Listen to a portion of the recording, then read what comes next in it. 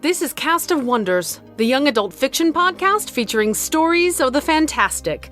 Welcome to our summer serial for 2018, where each week we present an installment of the serialized novella Presumed Dead by Rick Kennett, adapted for Cast of Wonders from the novel self-published in 2016. Episode 316 for August 5th, 2018. Rick Kennett has had horror and science fiction stories published in several magazines, anthologies, and podcasts, including Dunesteef, Pseudopod, and here at Cast of Wonders. He won 2 Parsec Awards for podcast stories in 2013, a year that also saw the publication of his novel The Devil and the Deep Blue Sea.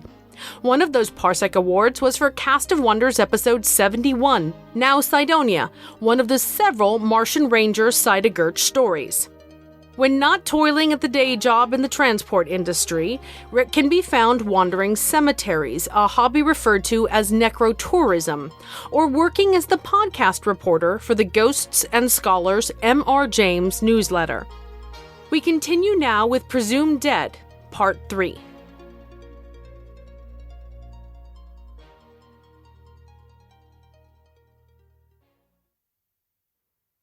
Presumed Dead by Rick Kennett. Narrated by Marguerite Kenner. Part 3. Chapter 6. Night came quickly in these latitudes, dropping out of the late afternoon sky like a black weight. Though she still thought it silly, she didn't much like the idea of coming across spiders in the dark. Not that she imagined there was a posse after her, or that she might be ambushed, but the notion was hard to shake. The spiders were an unknown quantity. In the lengthening shadow of a capsized hulk, she stopped to sniff the air. The hot iron smell of the wreck vied with the scent of rain. A thunderhead was forming in the north. Watching the brewing clouds, for a moment she thought kindly of the dry red of home and its clear pink-brown skies. When she got to Charlie Sierra, she decided she'd have to build a shelter. There'd be tools in the cairn, a simple structure at first. She'd add to it over time as she farmed her crops, walked in the sun, and made wind and string instruments to play in the evenings. She laughed, wondering where the music idea had come from. Many years ago, a culture instructor, an old earth woman by the name of Miss Zeri, had despaired of Cy ever playing so much as a penny whistle. Child, child, child, Cy remembered aloud, mimicking Miss Zeri's scratchy violin voice and tone of permanent disappointment. Like all your brethren, you have an excellent sense of rhythm and Vincent van Gogh's ear for music. To which little Cylene had beamed with pleasure and ignorance. She shrugged off the unlikelihood of evening recitals on the homemade lute or the handmade flute. But what about a treehouse? Were there trees at Charlie Sierra?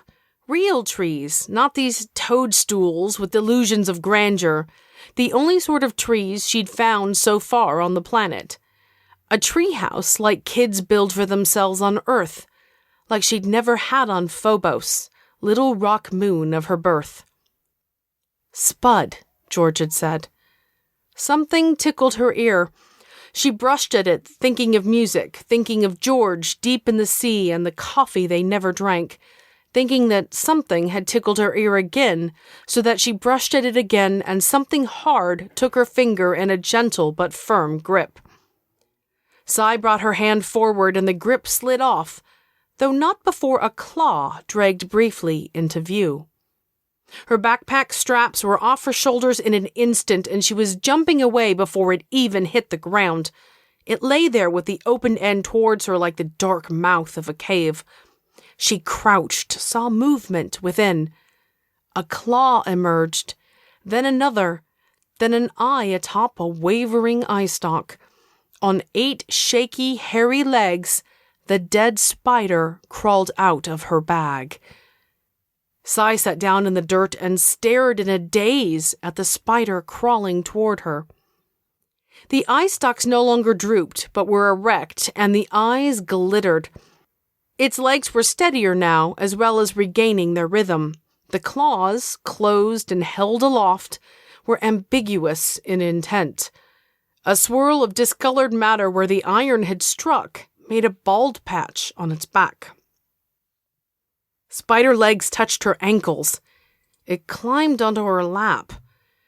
Sai touched its wound, soft and pulpy. "Are you two gonna tell me what a bad girl I've been and how I should be back in the war?" First a banshee at the porthole, then her dead mother's face thrusting from the dark. Now here was the ghost of a murdered bug. Her insanity, she decided, had reached a whole new level. She stroked the fur on one side of the plump spider's body. As if in response, the spider folded its back forelegs and sat, a warm mass against her legs. Furriness? Weight? Warmth? She sprung up with a yell. The spider tumbled off backward, landing on all 8 feet, claws clicking, eye stalks flexing. "You're alive!" she laughed, feeling a weight she'd not been truly conscious of lift from her mind. "You're alive, but you were dead." She skirted round the creature, its eyes on her as she moved towards the pack and picked it up. The smell within wrinkled her nose. She headed back to her wreck with a lighter step, the spider watching her go, its eye stalks extended and waving as if saying, "Crazy alien." It was close to sunset when she returned to her wreck, full of her idea of examining the spider residue and all too conscious of racing against the light. The short planetary day would soon slide into a brief twilight, then plunge her into night. She scraped gluey flakes of drying yellow spider ooze from the inside of her backpack and put some into the Mediscan. Setting it to analyze, she made a quick trip to the nearby stream, her long shadow stalking ahead, to wash out her pack and its lingering pungency. When she returned, the scan was churning out some interesting results. The machine thought the spider ooze was a compound related to protoplasm, but with a high percentage of silicon, much of it bonded to organic molecules. Sai reset it to look for evidence of reconstruction on the molecular level. While it cogitated, she opened a ration pack of algae and black beans and satay sauce, her favorite. George had chose well when he'd stocked his panic bag. The pack's self-heating was almost complete when the Mediscan chimed. Yes, there was evidence of massive restructuring at the molecular level carried out by molecular machines or nanobots. The Krennigs weren't exactly alive, and they weren't exactly mechanisms. Sai ate slowly, savoring the beans and algae. It was not just the taste but the texture of the food. There was a subtle difference, she thought, between a bean grown on a terrestrial organic farm and a bean force-bred in a Martian hothouse. Reluctantly, she conceded that Earthies ate better. Sai awoke to the sound of rain and the feeling of something moving slowly across her sleeping bag just as morning was putting dim light through her cabin portholes. She reached across and turned on the Mediscan's instructional player. By its light, she saw a spider with a discolored scar on its back crawling into the valley made by her hip and crooked knee. "Well, hello, Lazarus," she said and sat up. The creature had by now plopped onto the deck and was heading towards her belongings. "I don't suppose you get that highly comical biblical reference. You see, there was this guy by the name of Lazarus on a planet called Earth. This must have been, I don't know, thousands of years ago. I'm talking Earth years, those little 365-day things they have, not the real years we have at home. 668 days long, and every Martian day 40 minutes longer than an Earth day. Anyway, come the plague and this Lazarus guy falls over dead and gets shoved into a tomb. Then this other guy, JC, a big shaker of the time and not one to disoblige being the Sky Admiral's exec, he fronts the tomb and rolls away the stone because he doesn't much like people being dead when there's work to do, and he says, 'Lazarus, come forth!' But Lazarus disobeyed and came fifth. The spider gently gripped a canteen and lifted it as if measuring its weight. "It's a pun," she said. The spider put the bottle down and crawled across to the medikit. "Fourth, fifth, you see? My dad told me that story when I was a kid. He wasn't much for jokes, my father, but I do remember him telling me that one. Maybe he didn't think he had much to laugh at in his life. A widower with 5 kids and a nowhere job at the Hull Freight Depot on Phobos. Maybe that's why my parents invented me, as a way out. Just before I was born, my family moved from Industrial Hall at one end of Phobos to residential Stickney Crater at the other, a definite step up. And my father did retire early. So perhaps I served a purpose after all. That is, apart from the bang, bang, bang I used to do. Did I ever tell you I used to be a trained killer for the state? Oh, yes. I've 5 scorched ships to my name. Not bad for someone of my tender years." Sai's unappreciative audience ran its claws across the medikit, then moved on. "Do you Krennics have war?" "Bet you don't, lucky things." "How about language? Not in words, but you communicate somehow, don't you?" "How about love or sex? Not always the same thing, mind. Do you have them in your lives?" "No, I suppose not. You're not biological. Not exactly. Say, what if something happens to one of you beyond your capacity to self-repair? Are you replaced? If so, how? Or is it a case of one less spider on the plains doesn't matter? Bit like me, one missed cog in the war machine." She stopped and watched uneasily as Lazarus approached the laser pistol with an outstretched claw. But the safety was on, so she let it be. "Okay, we've established that you probably have language. But do you have humor? I doubt it, or you'd have been on your back kicking up your 8 legs laughing at my father's joke. Humor, that's another thing you're missing out on. What a dull existence it must be without sex or love or humor." As she said this, it dawned on her that none of these would likely be taking any part of her future life. She got up and started preparing breakfast. A glance out the porthole at the rain told her there'd be no leaving the plane today. In a way, it made her happy to find an excuse to put off her journey for a little longer, and yet it made her uneasy to stay in this haunted place longer than was necessary. Not that her ghosts wouldn't follow. After touching the pistol's handle and firing stud, the spider scaled the wall below an open portal. "Before you scuttle off," she said, nibbling a honey oat wafer, "one last thing. Do you have a religion?" "I have a feeling you do, Lazarus. I have the feeling you have your gods. Who are they, huh? Who put you here and told you to dwell among the wrecks? Was it Jehovah? Or Buddha, or Muhammad, or Zeus, or Fred the spider deity?" She fell to pondering as the spider crawled out the porthole into the rain. Strange to have religion but no war. Religion but no love. The day continued damp, the rain sometimes teeming, sometimes easing. The wind picked up and cried like the dead against the ships. Gray scud raced overhead almost at mast height. Sai huddled in her cabin, its hatch and porthole shut against the storm. Made her feel womb snug. Sometimes she played first aid instructional holograms on her Medi-disc player with the sound muted, barely watching them. The 3D images moving pantomime-like before her were no substitute for human contact. She stood at a portal and stared into the rain. The horizon was gray all around, the hills to the west invisible. Some of the more distant wrecks were little more than vague smudges. Has father been notified of my death? Did he weep? Did he take it like a man and bottle it away inside for always? Will my brothers do the same? Ari, David, Michael, Connor? Will they forget their strange little sister? Will Dad give away my stuff? What about my gear aboard Utopia plane? What about my framed hologram of Joss and me atop Mount Olympus? Will that be thrown away?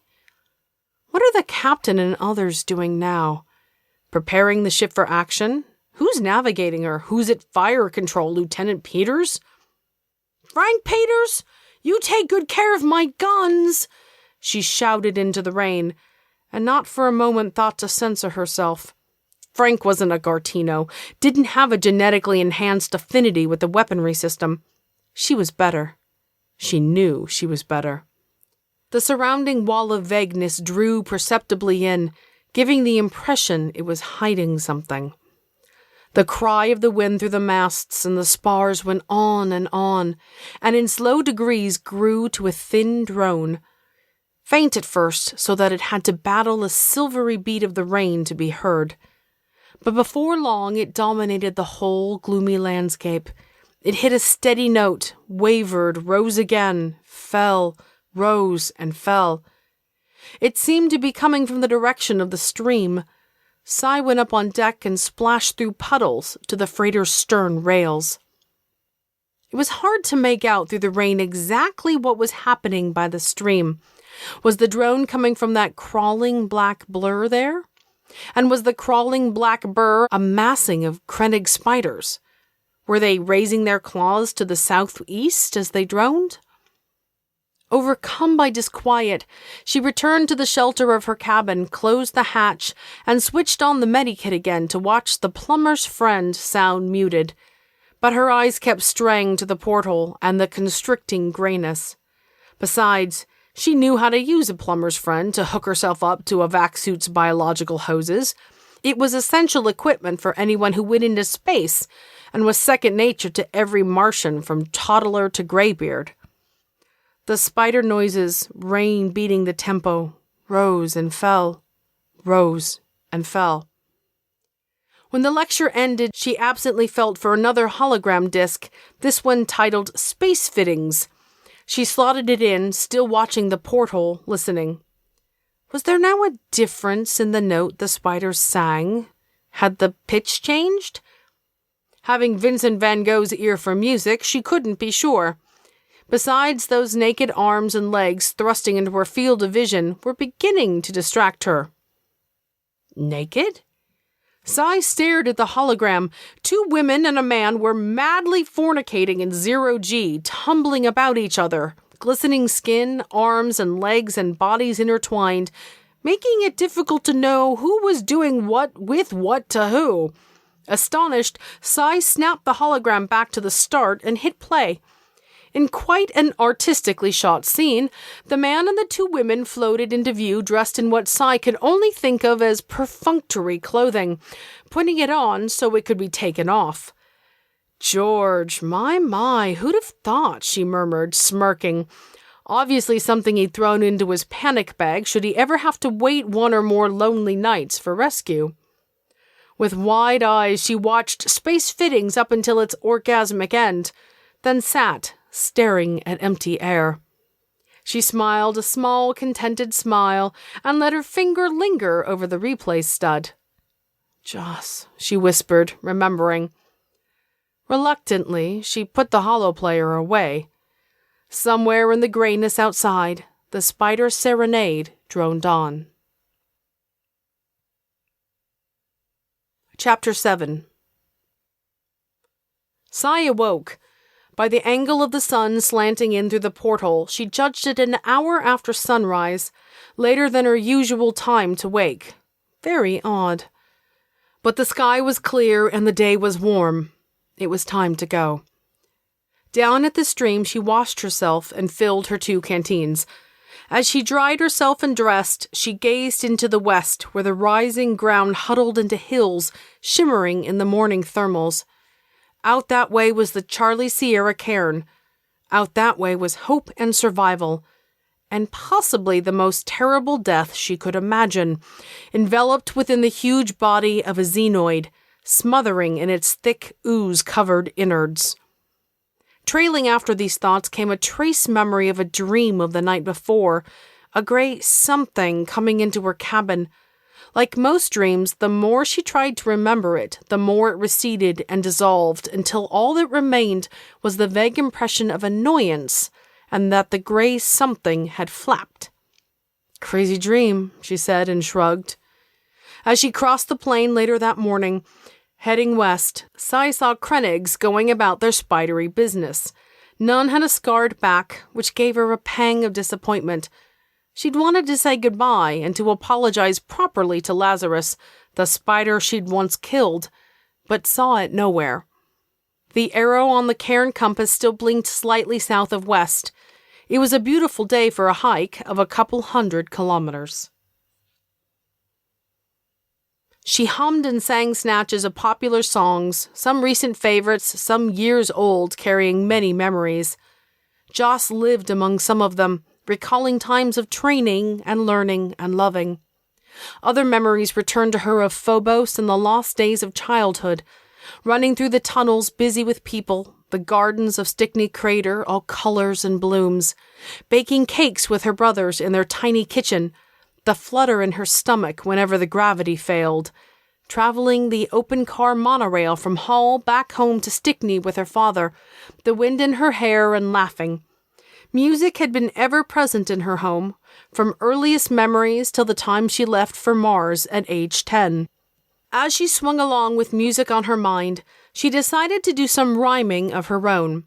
Rummaging through memory, she came up with a song about the ruler of the Queen's Navy by... who? Gilbert and some or other. Yes, Gilbert and someone or another, writers of popular musicals in the 19th century.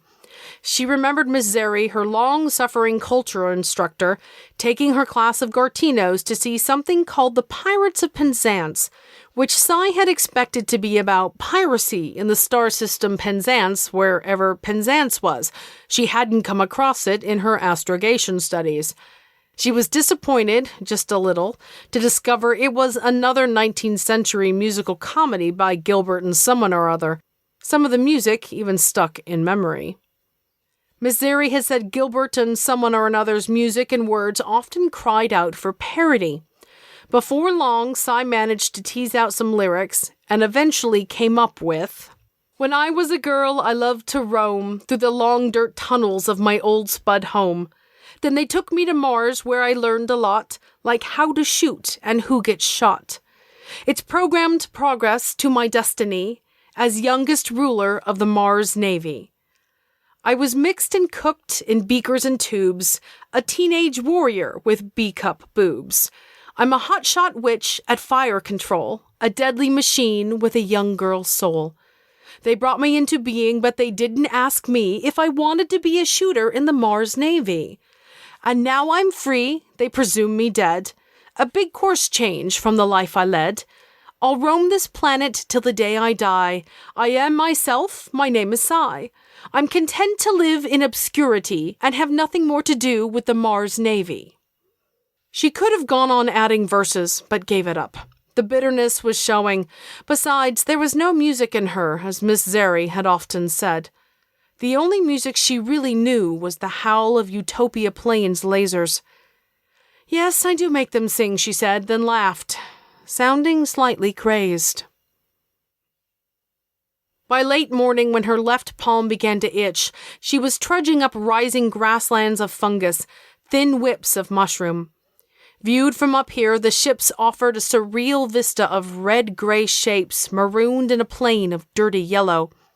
The general southeasterly lay of the wrecks was a massive mosaic, telling a story both heroic and tragic, if only she could understand it. From where she stood, it looked just like a gigantic piece of surreal artwork. She laughed at the thought. Crazy idea. Scratching her left palm, she turned and walked on. The slope leveled into a prairie of fungus grass, green to the blue sky horizon. Cy hesitated, realizing how dangerous this magnificent view could be. Out here she'd be exposed and vulnerable. There wasn't a stick of cover for as far as the eye could see. If any hairy monster appeared on the skyline. She shrugged. She had her laser. She had her training. Fighting xenoids was what she'd been created for. "Coming ready or not, Johnny Glop," she said, and started off slightly south of west, across this endless stretch of green. Yet her first few steps wavered, her mind overwhelmed by this immense vista of green. Vistas of red were the norm. Anything else still struck her as odd, disturbing. The morning is red, as most mornings are in the Martian deserts. Negotiating the scattered volcanic ejecta with that odd hopping step so natural to Martian gravity, in their black and yellow vac suits, they look like wasp-colored kangaroos. Cadet Roscoe Wiltshire is carrying the crystalline barrel across his shoulders. Behind him, Cadet Saida Gertsch carries a swivel tripod, power pack, and control module on her back. It's only 20 minutes since Sergeant Krennig tossed them off the personnel carrier. Get it right, you two. 25 minutes to find your position, set up, and be ready. But even now they were behind schedule. Clock numbers flicker on their visors. Come on, the drones are due in 5 minutes, says Roscoe on the short-range channel. Which is not my fault, Cy replies. Not mine either. Remind me again who's navigating this exercise? There's not supposed to be this many rocks. She images the map on her visor. I'm sure we're going the wrong way. Of course we're going the wrong way. Trust me. They bound on in silence. Visor clock numbers race past 60 seconds. 59, 58, 57. We're here, says Roscoe, and we're late. Cy plants the tripod legs on a clear bit of red sand. We should have been on position at 0-2 minutes, not 0-50 seconds. We would have been later if we'd followed the plan, said Roscoe, fitting the barrel onto the mount. Only now does it begin to look like a megawatt field laser. Hurrying, he clips on control module and power pack. Power up, calibrate. Ready to acquire, says Cy. Surprising, no targets appear in her visor sights. Their clocks are at 0. The target drone should be approaching now. Nothing is approaching. Cy wonders if they are too late, then says to Roscoe, What do you mean if we follow the plan? The route we were given to get here in time is wrong. Deliberately? Of course deliberately. Do you see old Get It Right making an honest mistake? Think about it, Cy. This is not just a simple gunnery exercise. It's target, says Cy. Thinking time is over, a drone in her visor sights swinging over the horizon. Acquire. The laser swivels, lifts to 15 degrees elevation. Even through their darkened visors, the laser flash is brilliant. They look for the drone's disintegration. But the drone is still there, intact and closing fast, with 2 more following. Cy swears, reacquires target, and fires again. And again the pulse goes wide. She glares at the black dot swelling visibly into a flat ellipsoid against the pink-brown sky. It's beginning its final dive. At a range of 100 meters, it will self-destruct in a blue cloud of dye. At that distance, their suits will absorb the blast wave. The real killer will be the humiliation of failure, colored blue. Roscoe says something in a loud, excited voice about the gun being wrong, too. She ignores him, switching off the sights. She fixes the plunging drone with an angry stare. It's all she can see, all she wants to see. The laser barrel shudders to the right, flares like the sun. The drone explodes and a flickering fireball and a pop of faint thunder trickles down through the thin atmosphere of Mars. The following drones close in, 2 flat ellipsoids swooping down in erratic zigzags. Her young face works behind the visor as she watches the drones dive, less than a kilometer away now, purposefully, personally malicious. She hates them with a seething passion she has never felt before. It surprises her and delights her. She raises an arm and points a gloved finger. Go bang! 2 orange flowers blossom briefly in the sky, leaving Cy standing there with her arm extended, pointing at dissolving smoke puffs, grinning and barely conscious of Roscoe muttering in her earphones, God, oh God Almighty! Chapter 8.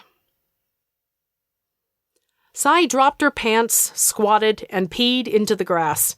And they say I cheated because I caused them to self-destruct prematurely, she muttered indignantly.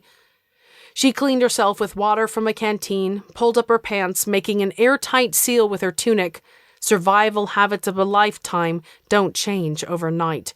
She couldn't quite shake the idea that she was committing a horrendous crime every time she passed bodily waste that was not immediately recycled. The sight of rain and running streams had been disturbing enough. As she reached over her shoulder to drop the canteen into her backpack, her hand began to itch. A skin irritation had been coming and going through most of the morning in her left palm. This time, though, it felt less like an itch, more like something thread-like brushing against her skin. Then her hand came up against something round and hairy, which immediately scuttled away. "Damn it!" She dropped the pack to the ground. "Lazarus, is that you?" A raised pair of spider eyes peeped out, a sheepish tarantula. "What in the name of space are you doing in there?" The eyes dropped back into the depths of the bag. Sai stood above, peering in. "Lazarus! Lazarus, you come out of here at once, you eight-legged... Dang you!" God, I'm starting to talk like my mother. Lazarus balled itself up in a bottom corner, wrapping its legs and eye stalks about its hairy body. "Okay, don't then." Hefting her pack with a deliberately violent jerk, Sai set off again across the fungus grassland, slightly south of west. The map erupted during chocolate. The sun was straight above, and Sai was relaxing in the fungus, chewing a bit of steak that had never been part of an animal, grown instead inside an algae tank. Lazarus had deigned to clamber out of the backpack to stretch its 8 legs and look about. "I'd give you some of this," she said to the spider as she held up on her splade her piece of seaweed masquerading as meat. "But I know you don't eat. And even if you did, you wouldn't be able to assimilate it because to you it's alien food stuff." Lazarus turned its eyes to her as if it knew what the human was saying. "That's the paradox of space colonization," Sai continued. "I can breathe this planet's air and drink its water, though I always set my canteens on sterilize after filling them just to be safe. But I can't assimilate any of its life forms, either plants or animals. Alien protein, you see. Not that there's any animals on this planet. I suppose there might be fish in the oceans, though I didn't see any when the shuttle went down. Not that I was looking for fish." She chewed reflectively on the alga steak. "Why didn't George escape with me?" The spider stared at her. Sai absently scratched her hand and said, "There are such things as protein converters, and they do work on certain alien organic materials that aren't too dissimilar. There's probably one in the Charlie Sierra cairn. Have I told you where I'm going?" She paused to wonder why she was telling Lazarus anything. Was isolation wearing her down to where she was ready to chat with alien insects? A square of McMurdo Sound chocolate followed the last bit of algae steak. She closed her eyes and smiled, letting that wonderful earth sensation melt in her mouth. "In the neighboring star system," she said, returning from chocolate bliss, "there's a fine little squabble brewing over territory with things known as xenoids." She paused, her expression twitching as if she'd just smelt something disgusting. "Lazarus, I just said the X word. You're supposed to shudder in horror, or at least growl with disapproval." The spider did not shudder. It did not growl.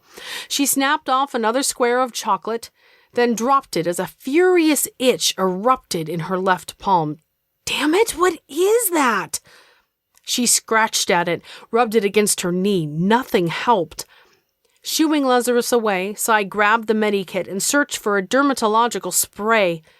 Just as she found it, the itch stopped.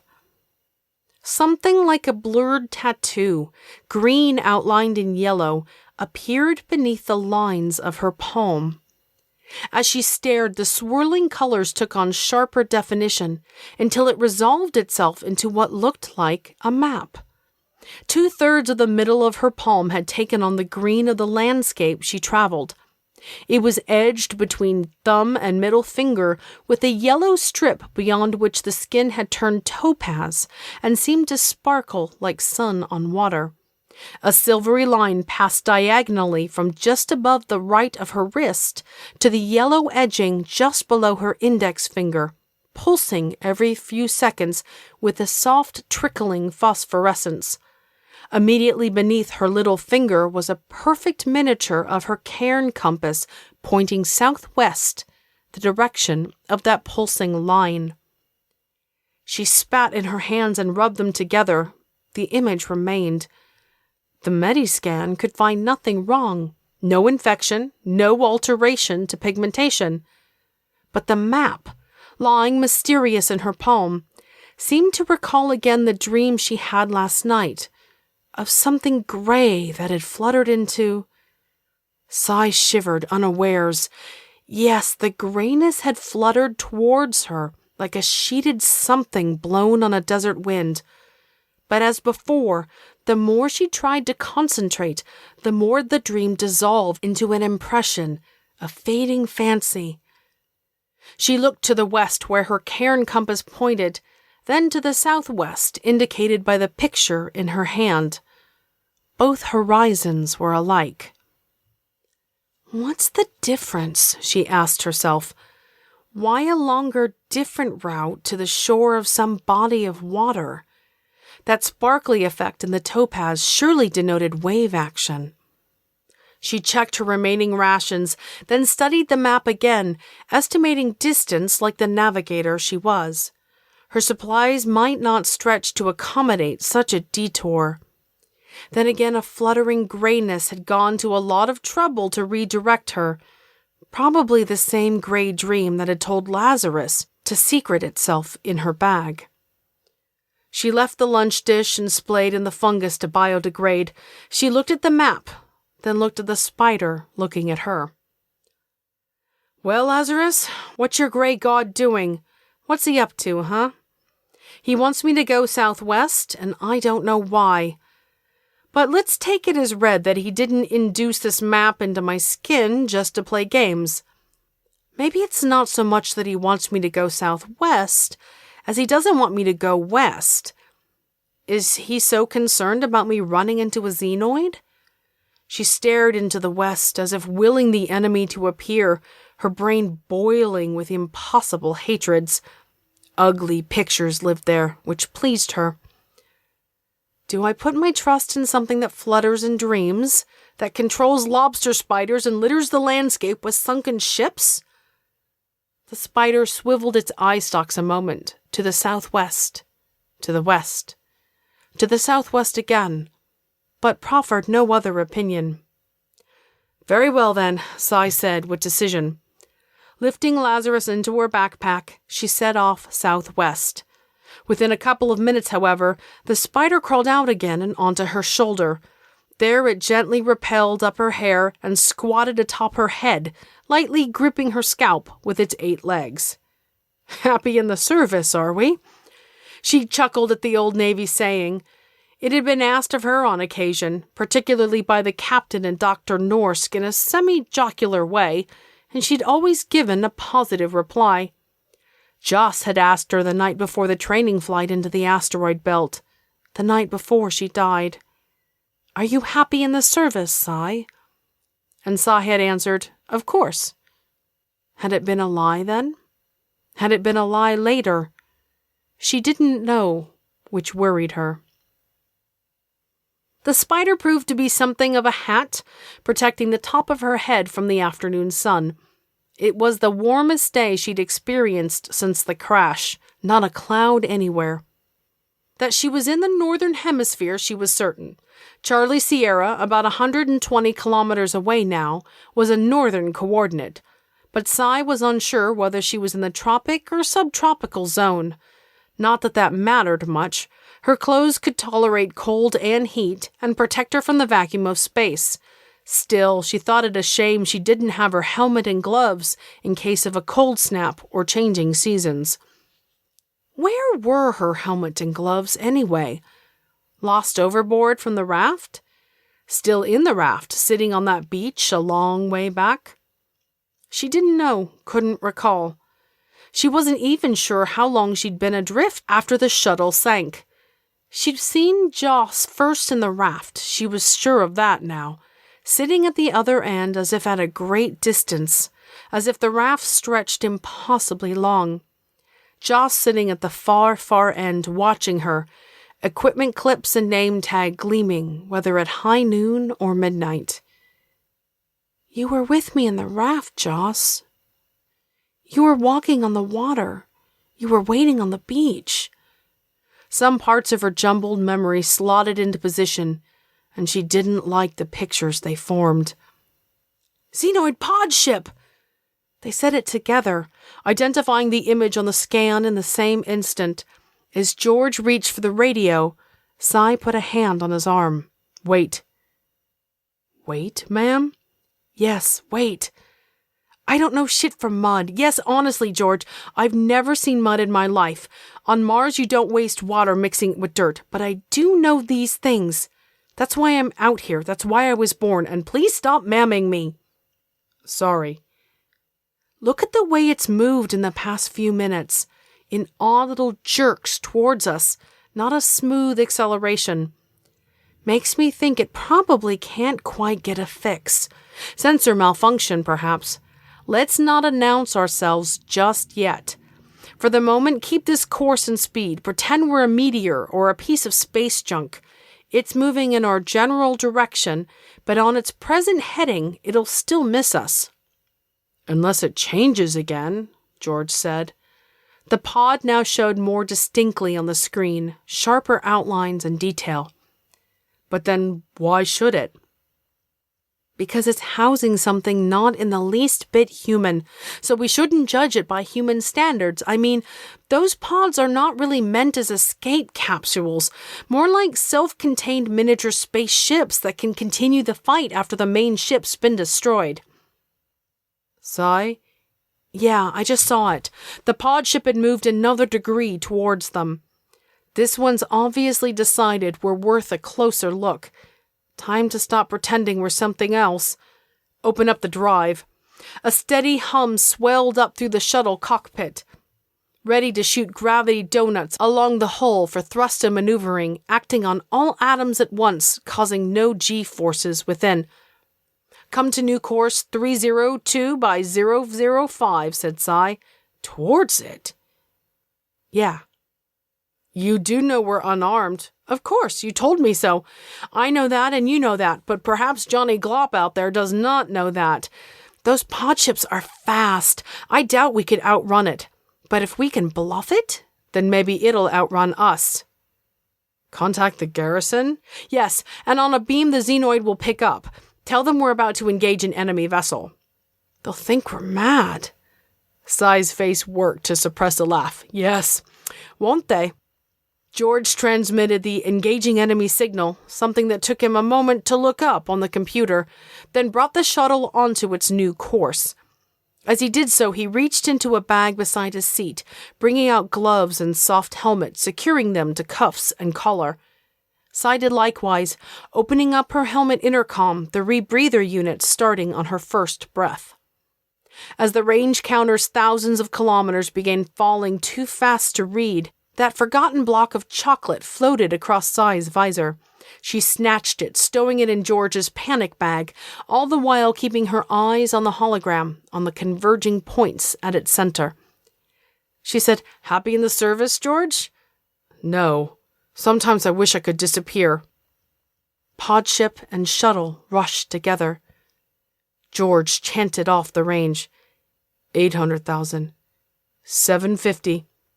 700,000.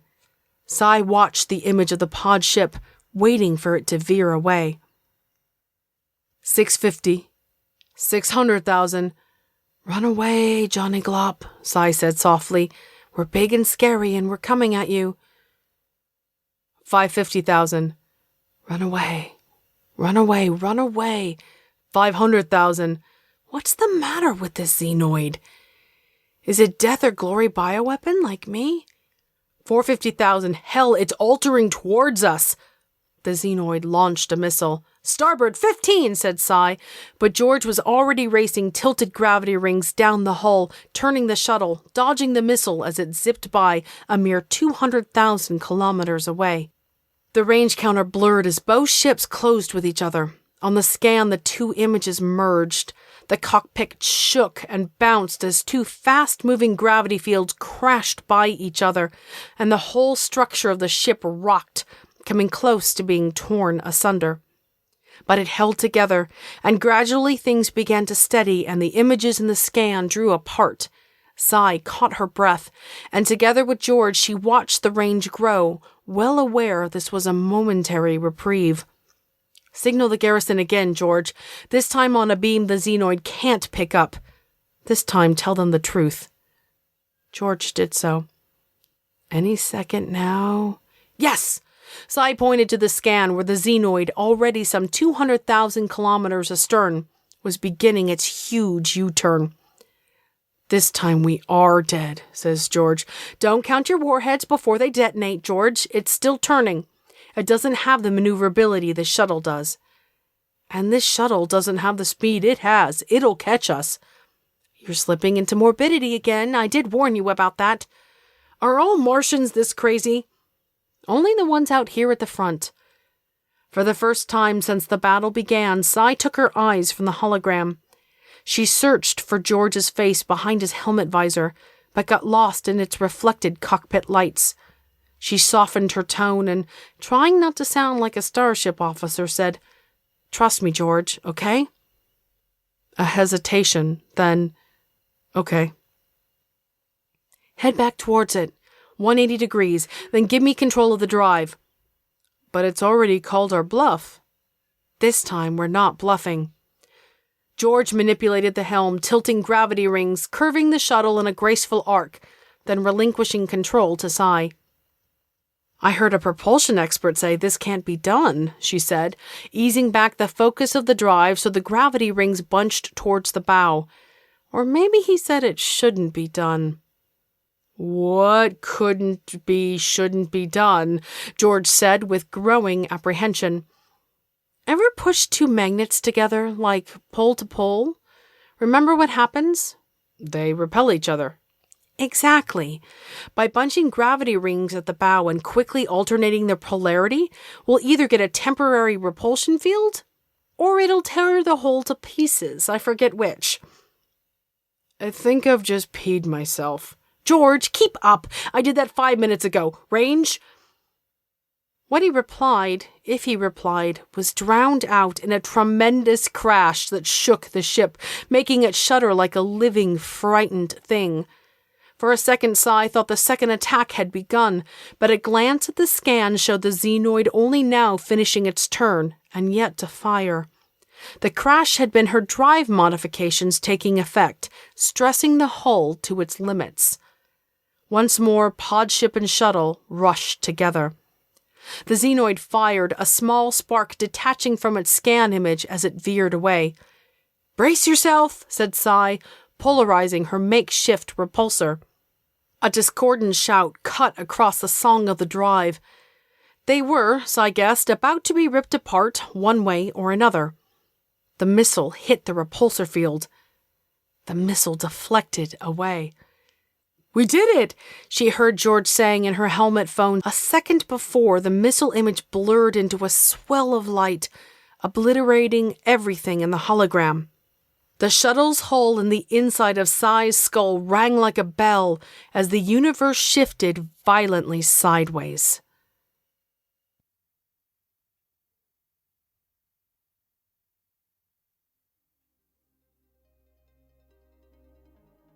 Gravity Donuts. I love the images that phrase conjures.